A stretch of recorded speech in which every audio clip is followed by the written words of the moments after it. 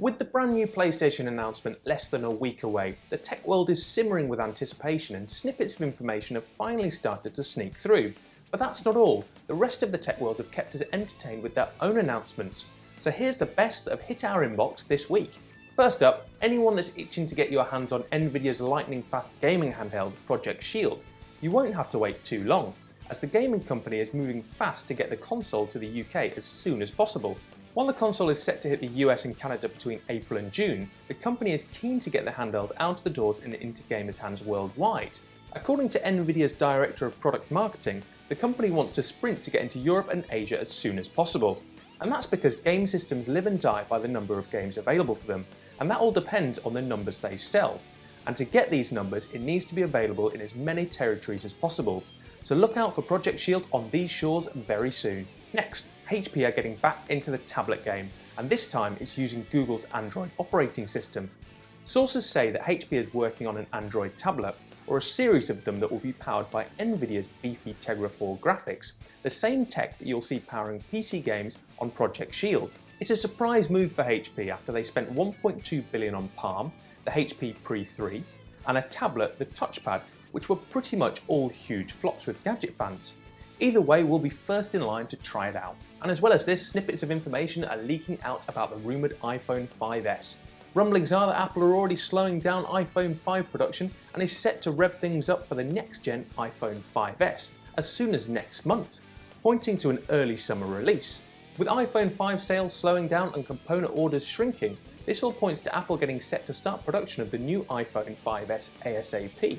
And if this is all true, it would most likely be revealed at the company's Worldwide Developer Conference, where several previous iPhones have made their debut. And they could even showcase iOS 7 if it follows suit of the other handsets. If it is an iPhone 5S rather than iPhone 6 we're getting this year, expect it to keep the current iPhone's appearance, but with a new hardware under the hood to make it as fast as possible. And as soon as we know more, we'll be sure to let you know. And more news from Apple's camp this week was that they unveiled a brand new MacBook Pro with Retina display, this time with faster innards, and even dropped the price as well. You can now pick up the super thin and crystal clear 13-inch MacBook Pro with Retina and a new faster 2.6-inch GHz processor and 256GB of solid-state hard drive, and a 15-inch version with a quad-core 2.7 GHz processor and a seriously beefy 16GB of memory for easy multitasking. The price of the entry-level MacBook Pro has also dropped, with the base 13-inch model now starting at £1,249 and the 15-inch just under £1,500. They are still obviously hugely expensive, but if you are in the market for a top-spec laptop for photo or video editing, it really doesn't get much better than this.